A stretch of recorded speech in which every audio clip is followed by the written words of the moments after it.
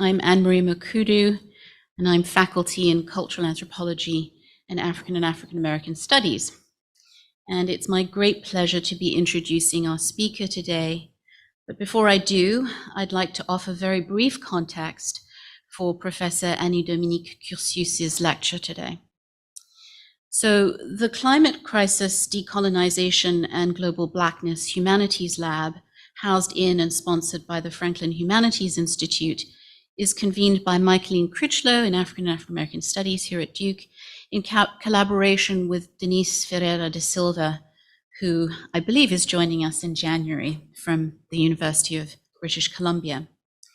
As one of three labs falling under the Entanglements Initiative focused on race, health, and climate, Entanglements will address the historical, cultural, and political shifts in the understanding of these three concepts of race, health, and climate, particularly in formulations of grand challenges and solutions, while also looking to other forms of futurity, other innovations in learning to live that emerge in literature, philosophy, and the arts.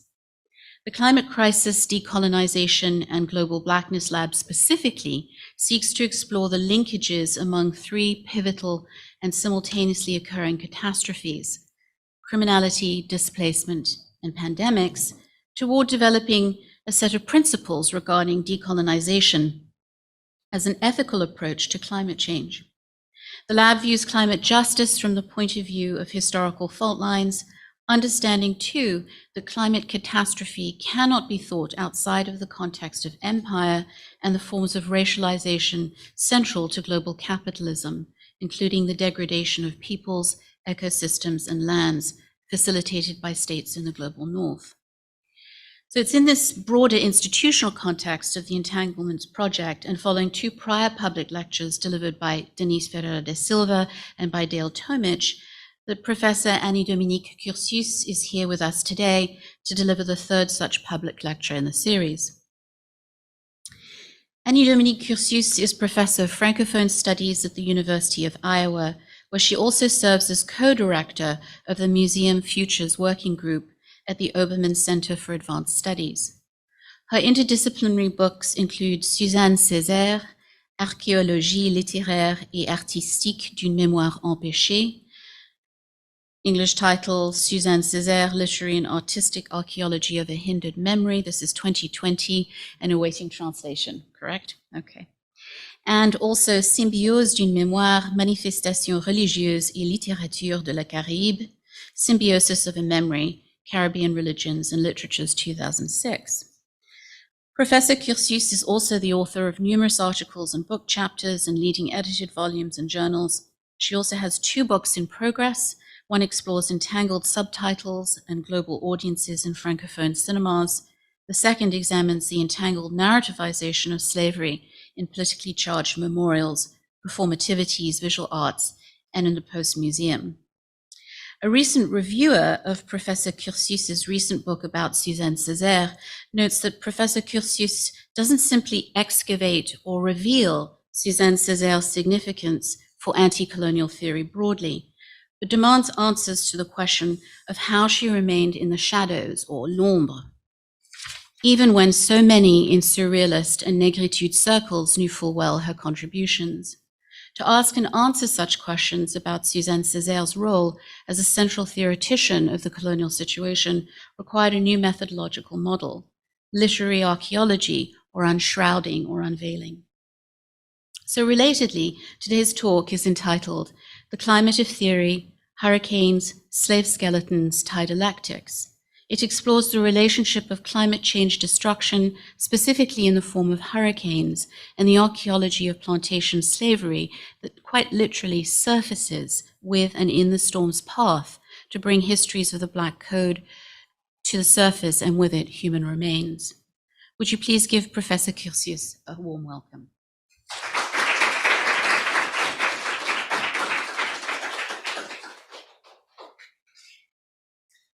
Thank you, Anna Maria, for this introduction, and it's really an honor for me to be here to share my work in progress, and I want to thank the Franklin Institute and all the folks who have really diligently prepared and take care of all the details of my visit here. Jessica, thank you so much for your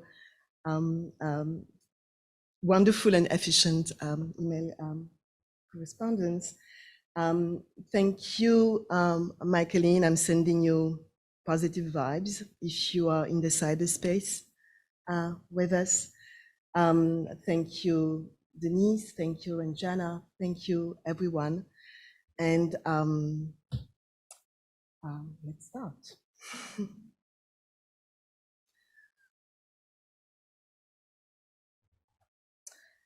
So, excavate the skeletons of enslaved Africans to unsettle the silences of history, desecrate slave burial grounds, rebury the remains of enslaved Africans in proper resting places, imagine new symbolic burial ceremonies, envision new memory communities, theorize to decolonize the archeology of silence, carve out analytical methodologies for an archeology of slavery, and the list can go on.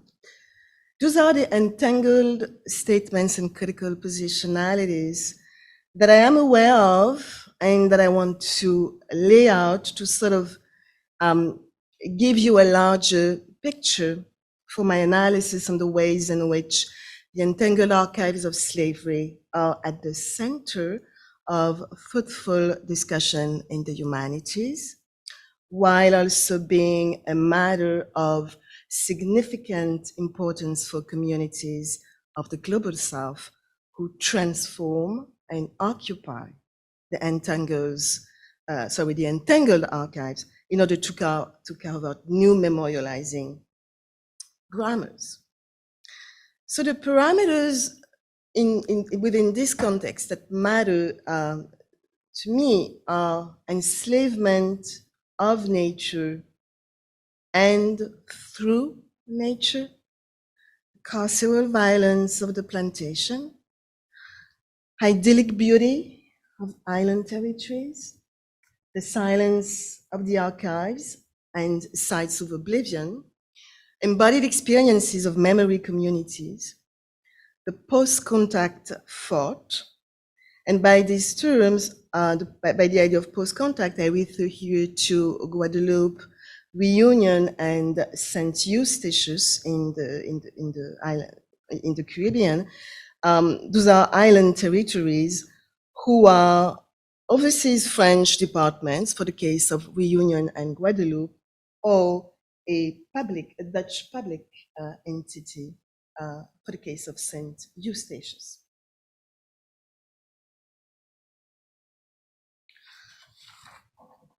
Images of shackled bodies confined head to foot in the hold of a slave ship have become a familiar iconography of the dehumanization of enslaved Africans during the transatlantic slave trade. Detailed diagrams and sketches of cross sections of slave ships showing rows of bodies marked as cargo have filled the pages of captains' logbooks and circulated across times as the only official archives of the Middle Passage.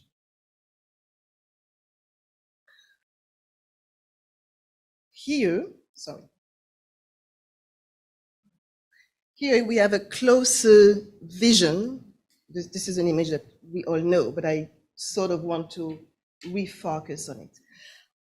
Closer vision of the intertwining between goods, profit, and enslaved bodies. And it's also the visuality of this intimacy between capitalism and slavery in the hold of the slave ship. Let us focus on a different type of visuality of enslaved bodies, that of archaeologists, studying skeletons that were exhumed by the ocean, by hurricanes, and by climate change, and the ceremonies that communities carve out with mortal remains. This visuality could actually become familiar as more slave burial grounds could be discovered over time because of powerful hurricanes blasting through the Caribbean region and other regions of the global south, notably in the Indian Ocean, the region I will focus on today.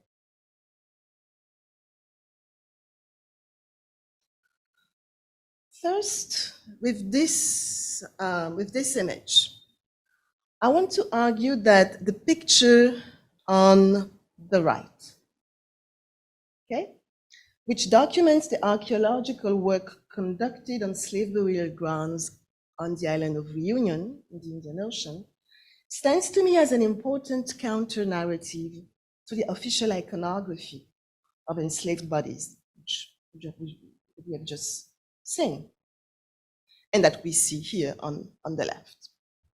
Second, as a cultural critique, I must interrogate the ways in which we can examine the wide range of critical positionalities that those two images trigger. In fact, multiple discourses emerge from the official archive of the dehumanization and suffering that we have on the left, as well as this counter-archive on the right. Indeed, with time, this image, which pertains to the field of archaeology of slavery, is doomed to become another type of official archive, because when the bones will be stored, classified, cataloged, exhibited, digitized, and studied, new information will be provided on the material culture and living conditions of enslaved populations.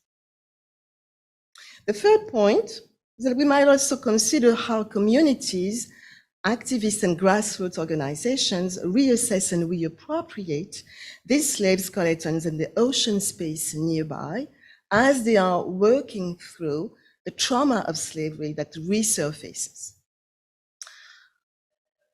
On this third point, I want to suggest that the ultimate spiritual and geopolitical reappropriation of the skeletons of enslaved ancestors are the preface of another type of counter-narrative that I will identify as an archive. And I will come later to this notion of the archive. So after I examine how the skeletons were discovered on those popular tourist beaches in Guadeloupe and Réunion, my presentation will be structured in two parts.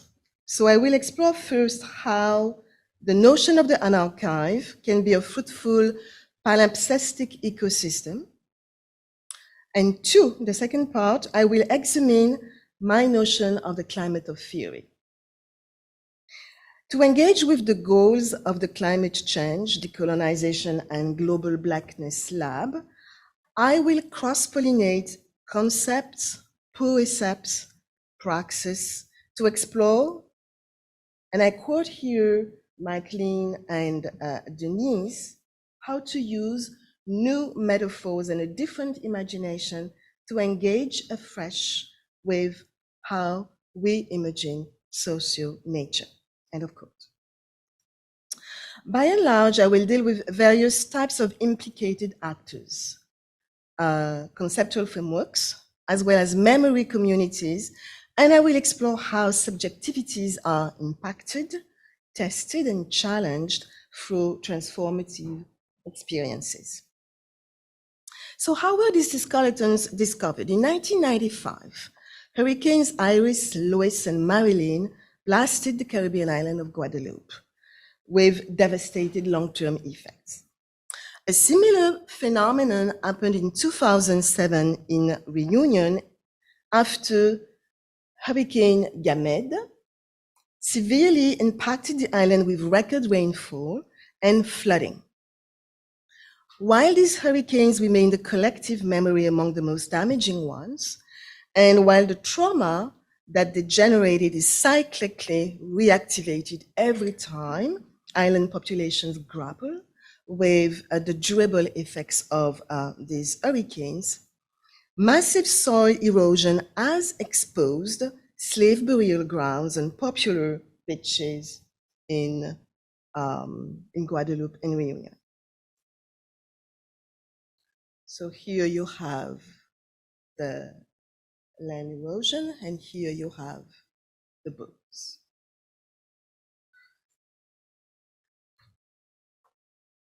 On the next slide, you have archaeologists, a team of archaeologists preparing the site to work on the burial ground that was found in this spot.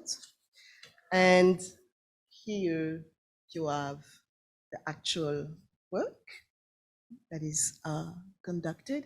So I took those images from a compelling article on the archaeological work Berlin Réunion, and written by Bruno Bizot, Anne-Laure Dijoux, Edouard Jacot, Eric Kishnapaidou, and Sudal Fuma, who are respectively archaeologists and historians.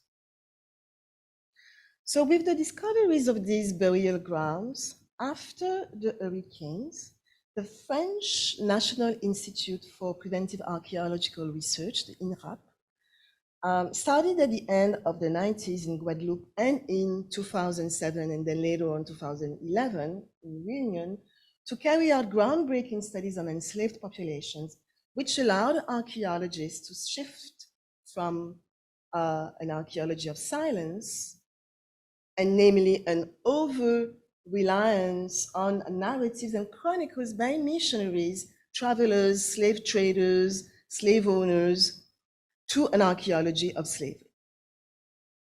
In 2011, archaeological research conducted in Réunion confirmed that the remains that were found after Hurricane Gamède were indeed slave skeletons, because initially they were not really sure about that. So in 2011, there was a confirmation. Furthermore, the research refuted the general belief that, and the narrative of the infamous Black Code, that the slaves, whether they were baptized or not, were not buried in official cemeteries, but that their bodies were commonly put into non-registered mass graveyards located on backshore dunes near the ocean. So the research on the burial grounds in Réunion revealed that the slaves were buried sometimes in coffins, because they found the nails of the coffins, and that some funeral practices had been performed. From another critical perspective, evidently this oceanic and land surge of skeletons allows to consider that the seascapes and landscapes stand as intangible witnesses of a camouflaged archive. Indeed, the hurricane unsettled an archaeology of silence, evidently triggered a resurgence of traumas, and channeled symbolic commemoration practices by communities. So the findings of this necessary scientific research and the commemoration practices are not disconnected. I don't see them disconnected. They are intertwined layers of a framework where encounters, narratives, and scientific evidence reflect on the knotted dimension of collective memory. Similarly, several types of agency should be considered. The agency of the scientist, supported by the state, whether they are regional, local, or national institution, the agency of the grassroots communities, who, galvanized by an embodied memory of slavery, pondered actually whether those touristy beaches should be repurposed into and permanently transformed into sacred memory sites. But we also have the agency of the dead. And as one member of the association Racine CAF, which can be translated from Reunion Creole as African roots. So as one member of this association argued, I quote in translation, "Our ancestors exposed themselves to allow scientists to conduct research on their remains, as if they had understood that time had come for us to know. This is a return of history that we all expected, end of quote. So in the next slides that I will show you now, you have various practices, performances that diffuse a restorative meaning and culminate into an openness toward what actually one of my undergraduate students calls, and which I really like, the vastness of healing. So if we consider now, so this is here the cemetery of the forgotten, that's how it's called, le cimetière des oubliés, that has been constructed near the site where the bones, the skeletons were found. And here we have a commemorative stele that pays homage to the slaves and that is somehow within that location that I just showed you.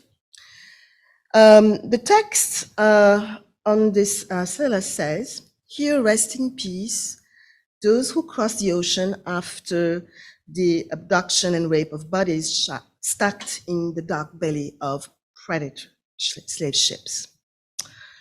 Here rest in peace those who came from Africa, women from Kilos and Zanzibar, forced off their native land, their gods, their dances, their ancestral wisdom, men and children from the red lands of high plains." Here we have a ecumenical ceremonies organized in 2011 by interreligious sort of dialogue group, and mostly composed of religious leaders in Réunion. And now the site that includes another image of another ceremony, and the site that I just sort of described, so the cemetery of the forgotten, the seascape, and the landscape, all of this is now designated as one of France's national heritage sites, and the monument historique. Okay, now we switch geography, we go to Guadeloupe.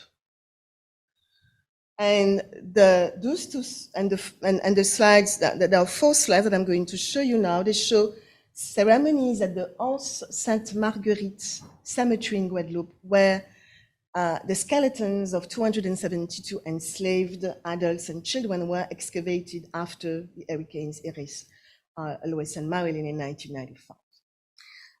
The association L'Amour Bayot, which means love for them in Guadeloupean Creole, is a grassroots association created in 2005 and that seeks to rehabilitate the different sites of memory where the skeletons were found, organize and manage yearly ceremonies honoring the memory of slave ancestors, foster deep affiliation with slave ancestors, and create forums and discussion groups to work through historical trauma and establish a genealogical work.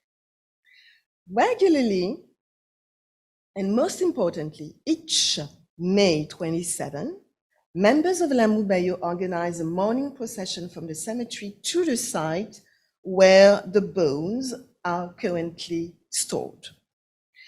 Various sources actually indicate that the INRAP archaeologists are still waiting for France's approval and funding to conduct additional research on the skeletons. The 7 pillars that you see here, okay, in this slide, have been symbolically chosen by the association L'Homme Bayou, to sort of, I would say, restoratively engage with Father Labat, a French missionary who owned slaves and wrote extensively in his famous 17th century chronicles about enslaved populations on plantations in the French Caribbean. According to Labat, it took 7 days to transform an African into a slave once he got off the slave ship. So that's some sort of a remark, general remark that you can find in one of his chronicles. So L'Homme Bayou takes this statement, reconfigure it, and it's materially, and there is a materiality here that is interesting with the pillars. Now, the last site that I want to describe is the slave burial ground in Sint Eustatius in the Caribbean. And as I said earlier, it's a Dutch public entity. And in that case, the skeletons of the slaves were not found after a hurricane. They were excavated near an airport and the site of a former plantation, the Golden Rock Plantation, by a team of US and Europe-based archaeologists commissioned by the state. In 2021, an organization led by the chair of the Ubuntu Connected Front Caribbean, which is a political party, coordinated protests to stop what they call the unethical disturbance of their enslaved ancestors. They also suspected that the government was trying to encourage heritage tourism on the island, which they didn't agree with. So on this slide, and I'm going to read it quickly, this is actually taken from the petition that they submitted to the Dutch authorities in protest against the excavations. We are hoping to protect the resting places of our ancestors. These sacred soils should not be disturbed by grave diggers, whose only motive is to use taxpayers' money to ride academic glory into their own job profiles. They claim their motive is scientific, but how many bones do they need to disturb, if only, to describe the suffering of countless tortured souls? These cultural insensitive foreigners have carried out their toil on our soil. They have done so in a very disrespectful manner, without following the protocols for community engagement and properly engaging with the descendant community beforehand, as per the international codes of ethics. The next slide goes somehow within the same mentality. As a member of the descendant community, we claim respectful treatment and reburial of the remains of our ancestors, structural engagement with us on all matters pertaining to the archaeological project work, and a permanent memorial. This digging is unethical and has to stop. We are also approaching the offices of CARICOM, the Operations Commission, to further our case. Last thought, we are now seeking the attention, help, and guidance from African experts within the University of the West Indies to protect the resting places of our ancestors. We are lobbying African scholars, academics, archaeologists, and anthropologists. We are appealing to African sisters and brothers and African organizations in the diaspora to help us stop this colonial and barbaric attack on our ancestors' spirituality. The excavations were eventually suspended in 2021, so a couple of months after the petition was launched, and the government assured that the bones would be respectfully safe, would be respectfully kept in a place for osteological analysis until subsequent burial, reburial takes place with community engagement. So from those descriptions, okay, that I have done until now, what do we see? What do we have? While there is a spiritual reconnection to the land, and the ancestors in the case of the Guadeloupean and Réunionnese organizations and spiritual leaders, protest and activism define the nature of the efforts led by the Sint Eustatius organizations, who rejected what they call the unethical disturbance of their enslaved ancestors. And similarly, Chamora Valentina, that's the next previous slide, who is the president of Brighter Path Foundation Sint Eustatius, insisted that archaeological ethics, regulations, and practice need to decolonize. So now, in the second sort of more, I would say, theoretical part of my talk, I want to articulate a few propositions in order to reread and unpack this historically, politically, and emotionally charged cultural baggage. And I want to start with the unarchived. You remember that I said earlier that I consider the unarchived as a fruitful palimpsestic ecosystem. I like the metaphor of the palimpsest because it allows me to navigate in the domain of the archive, the manuscript, the multiple layers of meaning, the style, the scriptures, the interpretations, the transfers.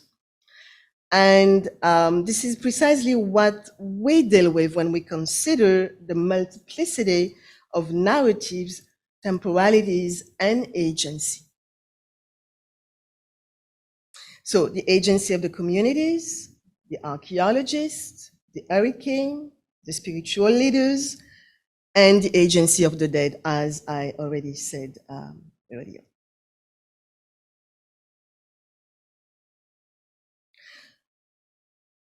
We also have the critical fabulation. And this is, of course, as you can recognize, a term that I'm borrowing from Saidiya Altman's. So the critical fabulation of the writers who creatively replenish the acts of memory. And here I somehow engage with Jenny Sharp's book, Immaterial Archives, where she does not treat contemporary art and literature as an alternative archive or a reconstruction of archival silences, but rather explores how writers and artists unsettle the archival silences through the material fabric of the text and the artwork to interrogate immateriality. In the case of Réunion literature, for example, we have an insightful example, and it's the short story Le Verbe se fit chair, the word became flesh, by Réunionnese writer Nathalie Hermine. And this short story is in a book of short stories titled Ma plus grande douleur sera de ne pouvoir te secourir. My deepest sorrow will be that I was not able to save you. And in this short story, the word became flesh. Hermine creatively imagines a young archaeologist who gives a talk on the archaeology of slavery at the Quai Branly Museum in Paris. And this archaeologist, in the short story, tells how Hurricane Gamède excavated the skeletons and how ongoing mourning ceremonies for enslaved people will forever disturb and unsettle archaeological research and excavations. So the unarchived, which I read as, I said, a palimpsestic ecosystem. Derrida's psychoanalytic claims about rethinking the dynamics of power and control of the archive as a site, as an institution, but also as an object, and his discussion of the instability of the archive, its survival, and the necessity to think the archive in the future is useful to me to some extent, as I focus on forgetting, remembering, resurfacing, suppression, all those parameters that allowed Derrida to craft the term, an archive. Derrida's term, as you know, came as food for thought for a number of scholars and artists within an epistemological territory that addresses the lack of archives on slavery, genocides, and various mechanisms of human exploitation and oppression. Hence, my use of an archive in the context that I have exposed to you, because this term, I believe, gives enough conceptual fluidity to craft memorializing grammars and to analyze those memorializing grammar across temporalities, repertoires, reactivation of layers of trauma. As Brian Masumi argues, the archive needs documentation. It requires the archives from which to depart and through which to pass. For Masumi, an archive is an excess energy of the archive, a kind of supplement or surplus value of the archive. Masumi's understanding of the archive as a feed-forward mechanism is interesting when we realize that in Réunion and Guadeloupe, let me just go back to this, for example, okay, as some sort of a visuality to help you go through the theoretical framework. So Masumi's understanding of the archive as a feed-forward mechanism is interesting when we realize that in Réunion and Guadeloupe, communities progressively occupy the official archive that is being built around the archaeological research on the skeletons. While recognizing the value of archaeological research, they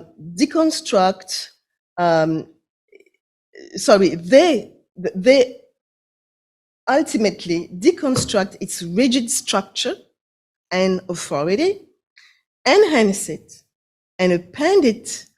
And this could gradually, I believe, be at the core of some of the performances that will be happening over and over again.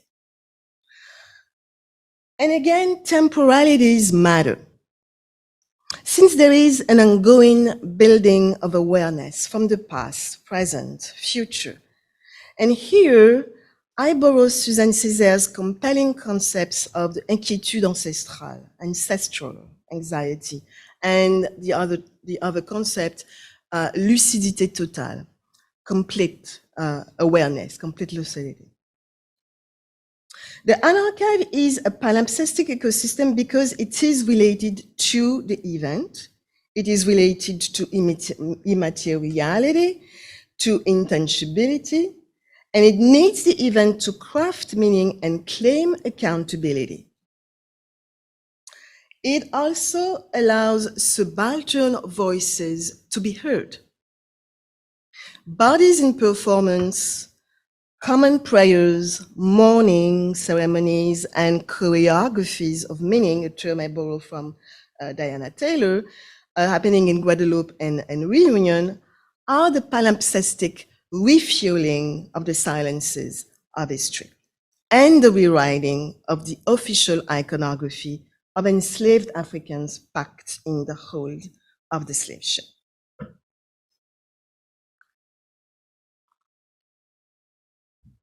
So now, how should we think about the activism of the grassroots organization in Sint Eustatius, who have strong reservations about the methods and who want to decolonize the method. There is a clear border for them between the research, the archaeological research, and the need for African academic sistren brethren. So ultimately, the question that I ask, and I don't have an answer, is the activism, are the protests, can all of this be considered as an archive? Very rapidly, I would say, if yes, not in the same sense, not in the same direction as what we observe in Réunion and Guadeloupe. But I leave that for the Q&A because I think that there are lots of entanglements here and lots of thinking through what's happening in Sint Eustatius as compared to Réunion and Guadeloupe. The climate of theory. So what I just proposed around the notion of the anarchive as a palimpsestic ecosystem is an aspect of a bigger package that I call the climate of theory. And I like the use of metaphors in the construction of my theoretical framework. Generally speaking, I like to use metaphors. And it turns out, fortunately, that it is one of the lab's objectives to craft new metaphors, okay, and a different imagination to engage afresh with how we imagine socio-nature.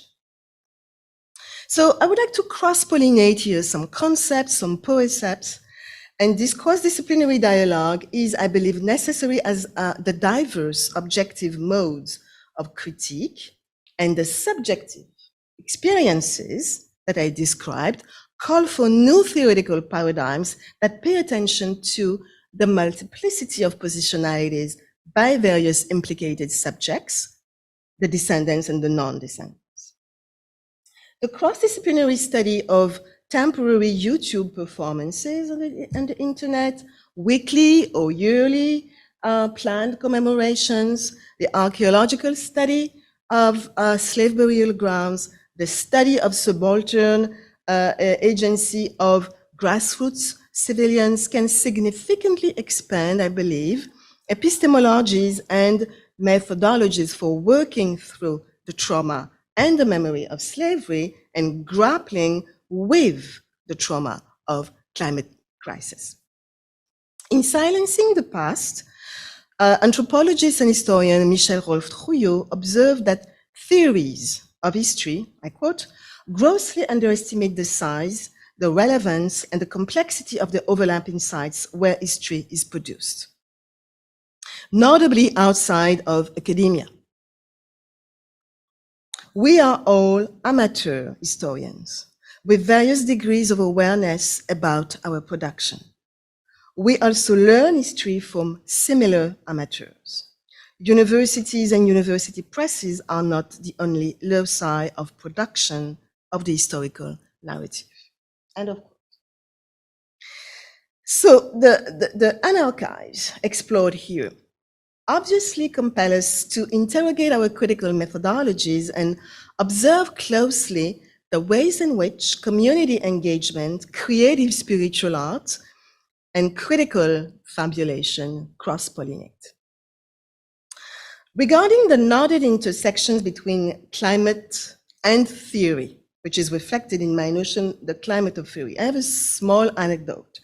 So as I was browsing the website last Sunday, I noticed an error in my title, which I found really thought-provoking.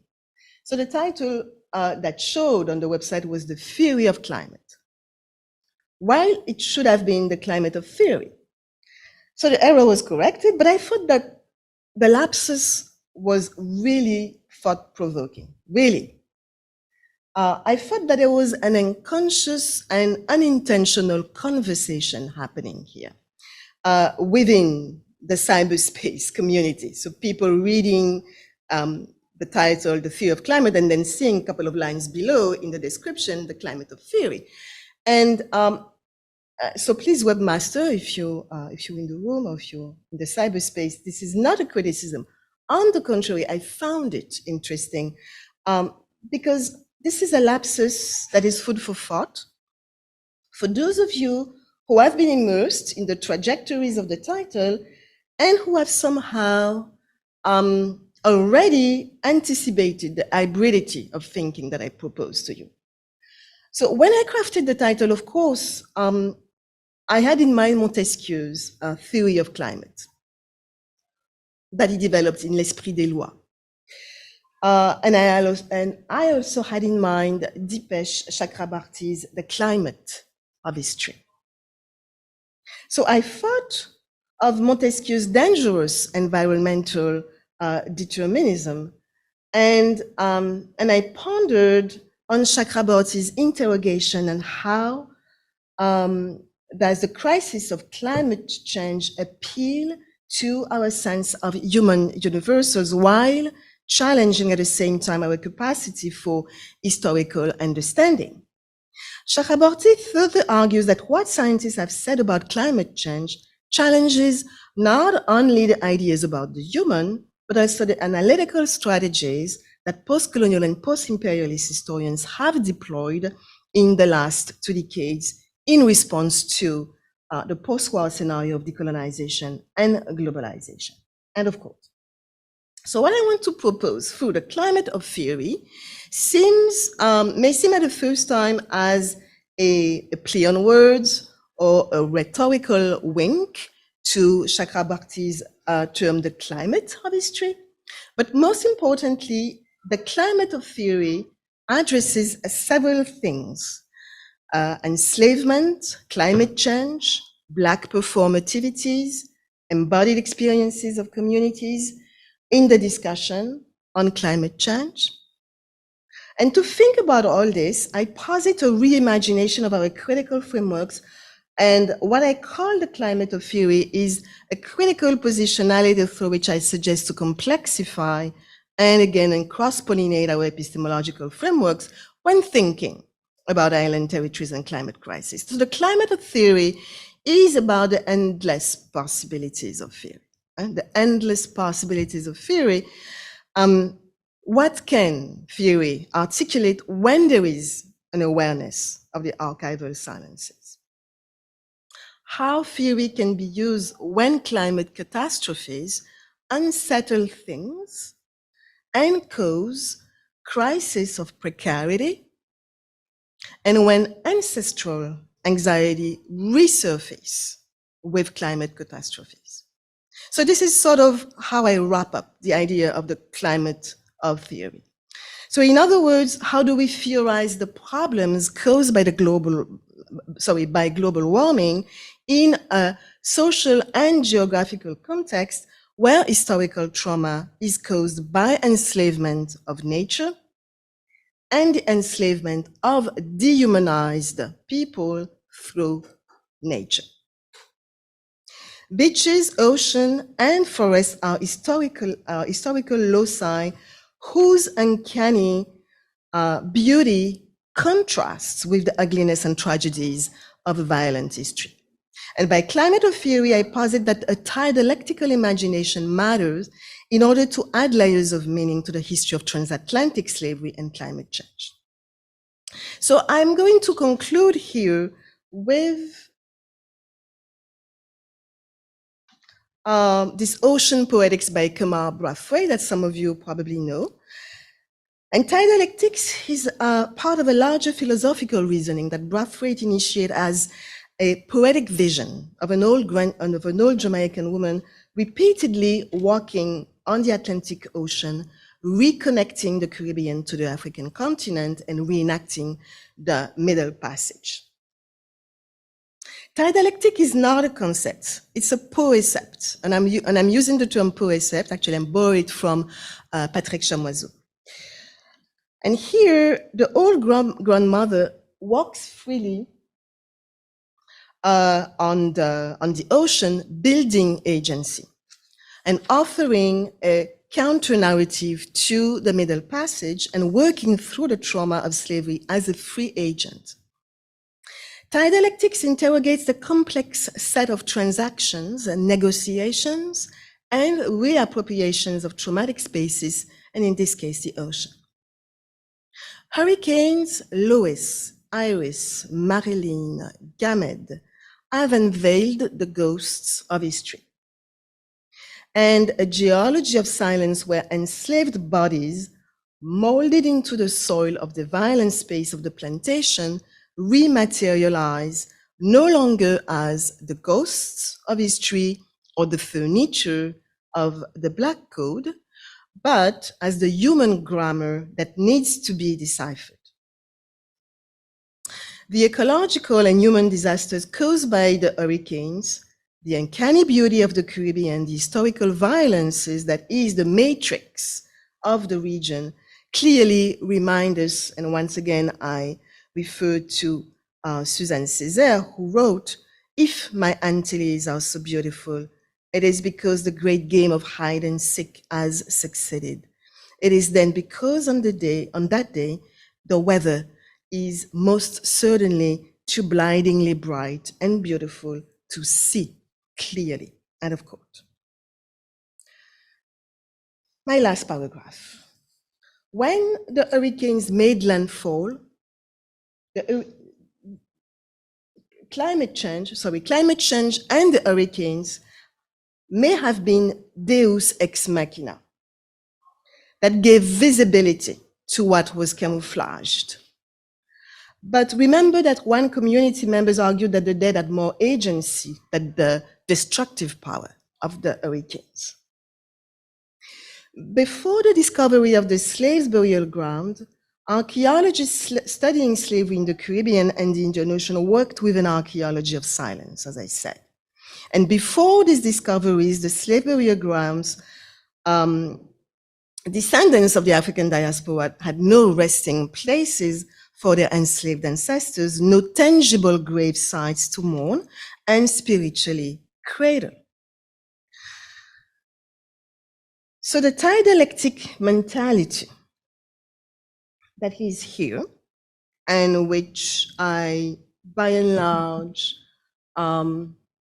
rely on to build my theoretical frameworks, the Tidalectic mentality and epistemology that I work with is in dialogue with what Elizabeth de Logre articulates, and as such, a merging of water and land, north and south, human and nature. So nature, culture, beautiful seascape and landscape, trauma and resilience, implicated archaeologists, descendants and activists, engaged communities, embodied experiences are all ingredients to mobilize energy and galvanize an epistemological crosstalk on how to unearth the skeletons of history in times of climate catastrophes. Thank you.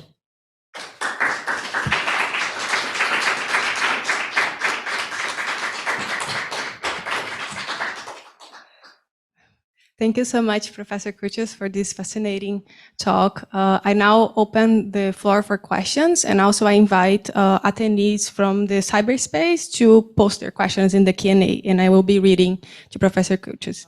I can start with mine. I was fascinated in the first part of your talk. I was really thinking about that relationship between the landscape and ancestors and the locals, and how that changed how a space would be perceived as this shaped by this touristic exploitation, and how that changed from a space of exploitation from tourism industry to a space that it is sacred. And I wonder, how do you see it? Do you see it as aliens? How do you see this relationship? Could you clarify what you mean by audience? Aliens, sorry. Oh, aliens. Yes, Okay. between the ancestors and the landscape and the locals. Yes, it's there are lots of interconnected, there is lots of interconnection here. And that's the reason why I sort of thought of this metaphor of the ecosystem, another one, because at the same time that you have heritage tourism, which the organization in Sint Eustatius reject, you also have in other geographies the need for this, I would say, the welcome the heritage tourism as a form of engagement with this troubled history. But what is interesting to me is really this notion of the agency of all those people involved in dealing with the messiness. It's really this idea of we have this primary exhumation of the excavation of the bones. We have the hurricanes, but then subsequently several layers come and add each other to the previous one, and the idea of the palimpsest is here what I really like. The connection is necessary when we look at it, from initially, but as we work the theory, as we dig into the concepts that help us navigate decolonization, capitalism, enslavement, and all those elements, we embark necessarily in a constellation of positionalities that are sometimes mind-boggling. You don't, and as I was writing the paper, I was clearly conscious of the amount of elements that I had to deal with, that I had to connect. But I clearly see the connections working well. It's a matter of not doing any hierarchy. It's really a matter of working as positively as possible the ways in which theory can help us, and probably also poetry can help us navigate those entanglements. So for me, as I was working on this presentation, I have to admit that the metaphors helped me a lot. They helped me, they guided me. They guided me in navigating the complexity, and they also guided me in thinking about the theoretical positionalities that I could take and that I could actually convey to anybody, to you actually in the room and in the cyberspace, and how the conversation becomes so fruitful. I hope I answered your question. Perfect, thank you. Mm-hmm. Thank you. I wondered if you could talk a little bit more about exactly that question of poetics and the role of poetry within what you're trying to do, because I think it's something that's very central to the Caribbean in sort of decolonial thought as well, and how to engage with theory. So I guess that's not much of a question, but I just wanted to hear a little bit more about how you're thinking through this, especially through metaphor. I feel like there's something there in terms of the centrality of image in maybe reconfiguring how we're thinking through these spaces. Thank you for the question. Poetry is a form of healing in this particular context. It is, I believe, and when I when I say this, I automatically, and I'm pretty sure that you also do, think about the sea of history. The sea is history by Walcott. Okay, which starts with a question, a fundamental question: where are your monuments? And what is, you could say, some sort of a basic question? It is so profound. It is so profound in the sense that it really goes to the very center of what I presented here. There are so many gaps, so many impossibility to answer to that question. Where are your monuments? I don't know where they are. They are at the bottom of the ocean. Yeah. So for me, poetry, I'm not a poet, but I think that as I constantly in my work go through this guidance of metaphors, it seems to me that it animates something in terms of the building of the theory and circulating the emotions, because this is so deeply emotional. I mean, if you could just stop for a second and stop thinking theory, you're like, oh my God, this is so heavy. How do I deal with this? So this is what I mean here. I think that the poetry and the Caribbean has produced so many, I mean, not only the Caribbean, but I mean, in terms of what we have on our plate here, the Caribbean has produced so much to guide us, okay, from this healing process. So there is a restorative pattern happening here. So I'm not sure that I really answered to your question, because I kind of, I've been thinking a lot about what I can do with poetry, not being a poet. So this is the point here. This is the complexity. I like it. It helps me, but at the same time, I think that I also need to depart from it because I'm a cultural critic. So I'm really navigating between the two, the two systems and the two networks. Thank you, Professor. It has been an incredible trip. You have said a lot of things very in a powerful way. And I want to ask you a little bit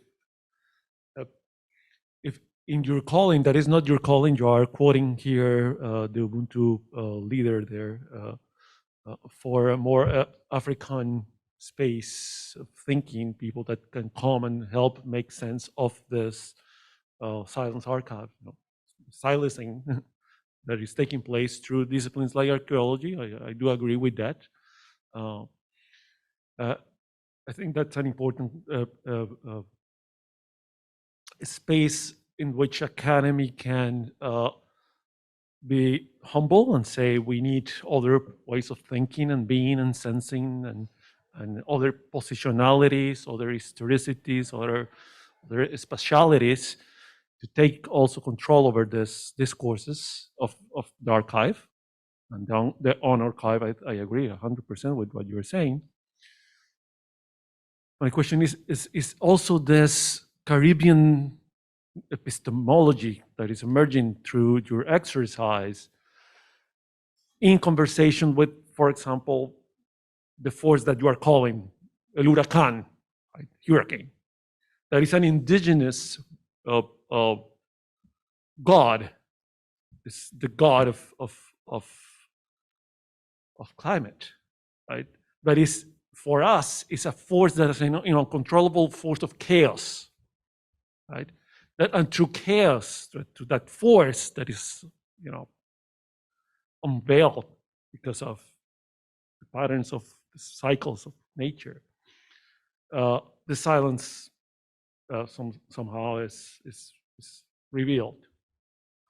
Then is this conversation also taking place with this other silence of the Taínos or the Arawak, the ones that precede that space, that landscape of silence, in which now these other bodies were on top of it, and how that what can happen in order to, foresee this dialogues, I will say, intercultural or transcultural, transethnic, or in the Caribbean, right? As definitely a cornerstone of thinking about modernity, coloniality, and decoloniality.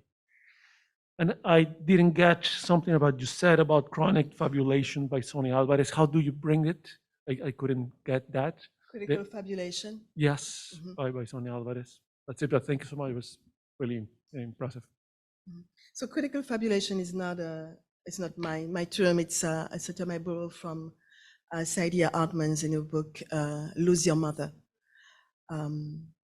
So I guess that your comments and your question were more sort of about some sort of a planetary theorization.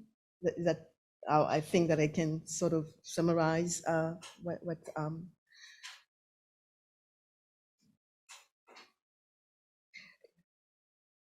it is, and again, I really like this idea, because when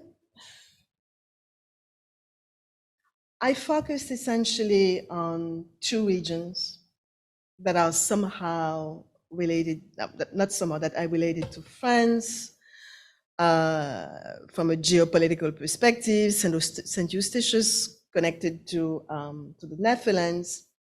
But I do realize that this same conversation can also, as you rightly said, can be articulated about other geographies where we certainly have the same phenomenon of excavations that could happen, not necessarily about enslavement, but it could be genocide of indigenous populations. So I guess that what you're trying to say is to what extent we can have concepts that would be wide enough, large enough to include several positionalities so that we don't have some sort of a hierarchy of thinking, right?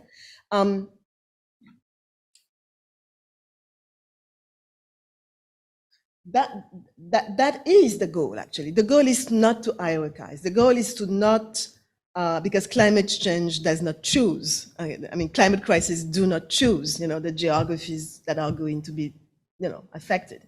So if we think, okay, so here is that. If we think the theory, on a more global perspective, we need to really include as many poeseps, as many positionality into the debate, so that we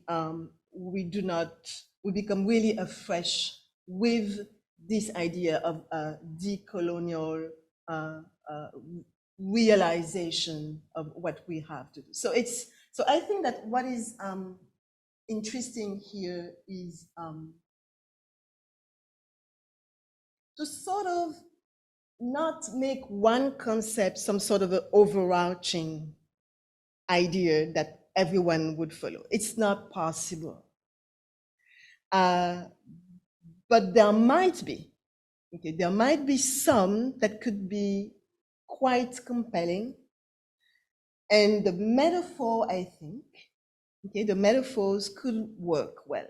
The idea of the palimpsest, I think, could work for many geographies, no matter how you conceive the specific histories, no matter what happened. I think that the metaphors would be the way not to prioritize one theoretical concept of another one, but allow to a more inclusive discussion, a larger discussion. And this is where, again, the idea of poetry could become interesting in our theoretical conversation. So this is the reason why I like poeseps. I no longer use concepts, actually. I like poeseps a lot, because precisely I do not want to have one theory dominating the debate. I really like this idea of the fluidity and sharing and having our eyes and our mind wide open to those different complexities. Yeah, for example. Yeah. Thank you really for your talk and for your beautiful talk. I really like what you said, and I really like the attempt to open the epistemologies, and by opening them to include other senses and to go beyond the theory and concept. I would just want to build on your idea of what are you going to do with poetry, because you say, okay, you don't want to build a space of hierarchy, but at the same time, you're a scholar, a theoretical, and you don't know what to do really with poetry. So I think here, sensing, feeling, knowing, understanding are interdependent processes. And one of the main challenges is the big divide that the Western epistemology made between the reason and other senses. And in the space of poetry, we can access a kind of knowledge and intelligibility within the opacity, not understanding, but feeling emotion and knowing something on the basis of intuition.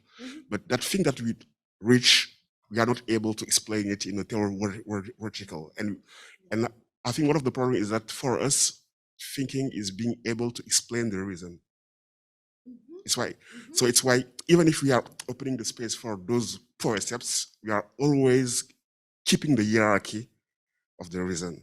And I think one of the space is here to allow for an epistemology of sensitivity more than opening the geography of reason. So we are trying to bring back, those way of knowing under the umbrella of the understanding by the reasoning.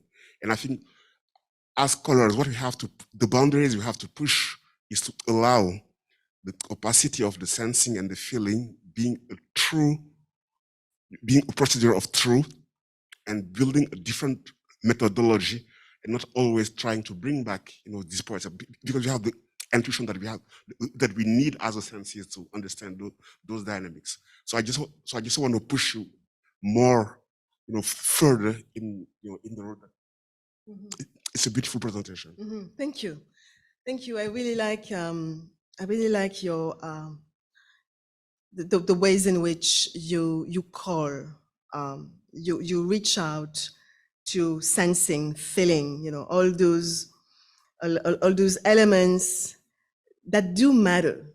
Because when I don't know, I mean, if you look at this, how can't you be moved by this?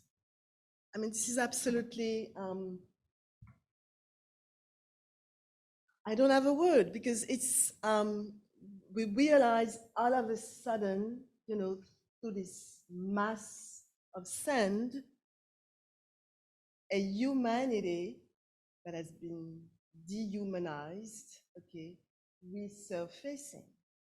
And that's the reason why 2 or 3 times, I think, in my talk, I referred to what a member of the association Racine CAF said about the fact that the dead have much more agency than the hurricanes, and that the dead decided their moment. They chose their moment. They chose their moment because they knew that things had to be said, but there was a way to reveal their existence. So when we think about this, when we think about this narrative, the narrative of Racine CAF, we are really in the space of the imagination. We are in the space of this poetics of senses, sensitivity, and I'm returning to your question about what we do with poetry. And as I was considering this image and the amount of history and the amount of suffering behind it, I paused a second and couldn't do the theory. I was unable because I was moved. So this is where I think, this is what I posit, that when we as we move forward with our critical work, we have to change gears. There is something to do. I don't know what, but I think that there is a mindset. There is a new mindset that needs to be crafted.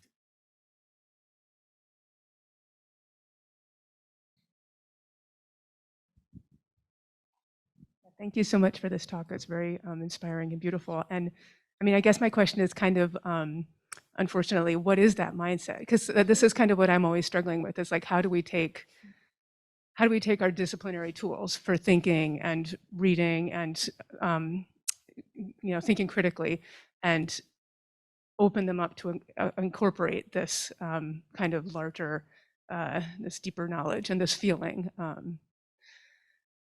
How do we not just keep using them in these, intellectual ways that reproduce the same kinds of hierarchies that resulted in this suffering and cruelty and in the shifts in the climate and the enclosures of capitalism? Or do we just have to kind of keep going with them and whatever they can make possible?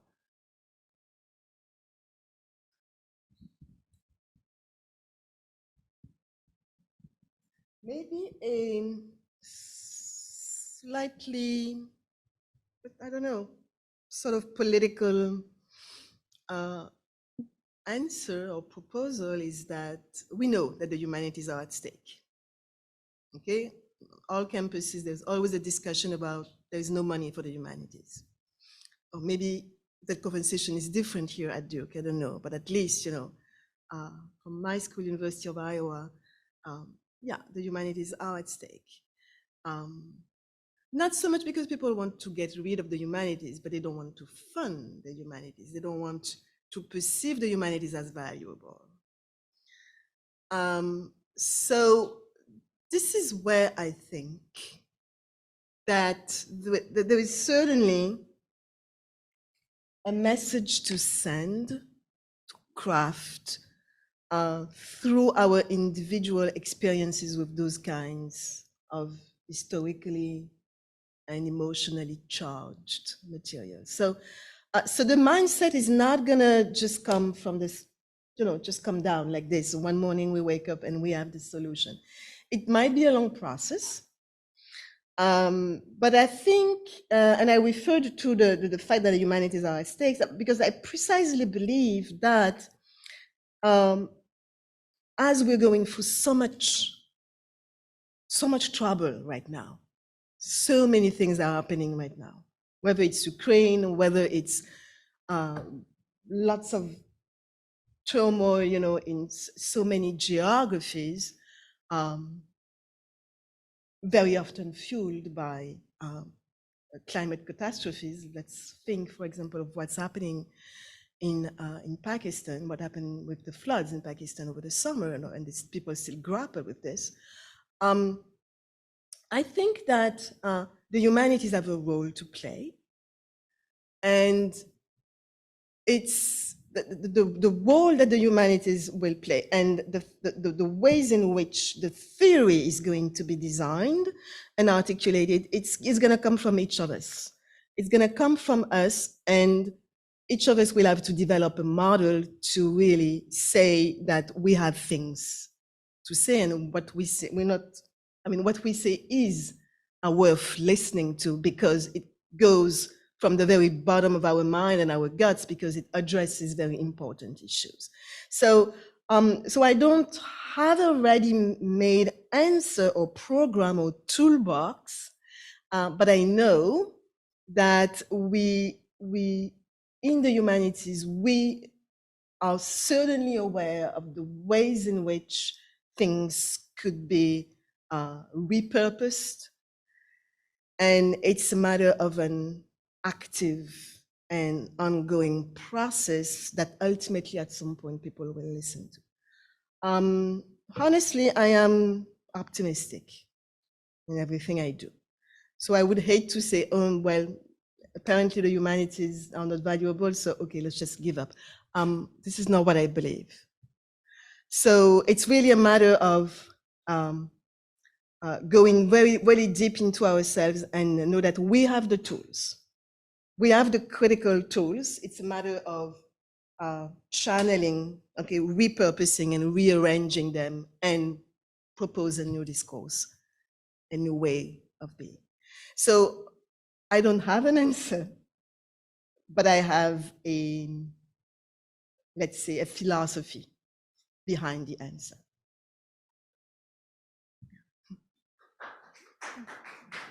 We have one more question from the attendees. Patricia Noforfer. She say greetings and abundant thanks to Professor Curtius and the team supporting the event today. This was an extraordinary, powerful meditation on the skeletons of history in times of climate catastrophe and the epistemological tools needed for us to address and advance the process of resurfacing. This is indeed a multitemporal, multi-sited, and complexly specialized problem in how to relate to the dead and the urgency. Paradoxically, the climate catastrophe is opening space for this history to resurface and problematize the unrelenting drive of development. Because of the interrelationship between climate and development, this methodology being proposed needs to be widened. But is it correct to say a wider and inclusive approach is warranted because climate change does not choose? Isn't it the case that it does, insofar that the impacts of climate change will disproportionately fall on those spaces and bodies most impacted by it, and are catch up mostly deeply in historical violence that generated the crisis? Okay, so that was a long question, and I'm not sure that I grasped it. So I think that the major idea was climate change does not choose, right? Yes. Is it correct that is it correct to methodology being proposed? Oh, sorry. Is it correct to say a wider and inclusive approach is warranted because climate change does not choose? I don't know how to answer to this question.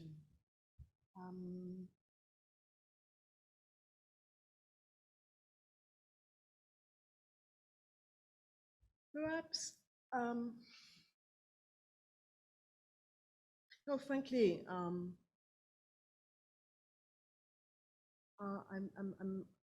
I don't have any ideas that come right to answer to the question, but here is what maybe I can say is climate change, at least in my presentation, in my case studies,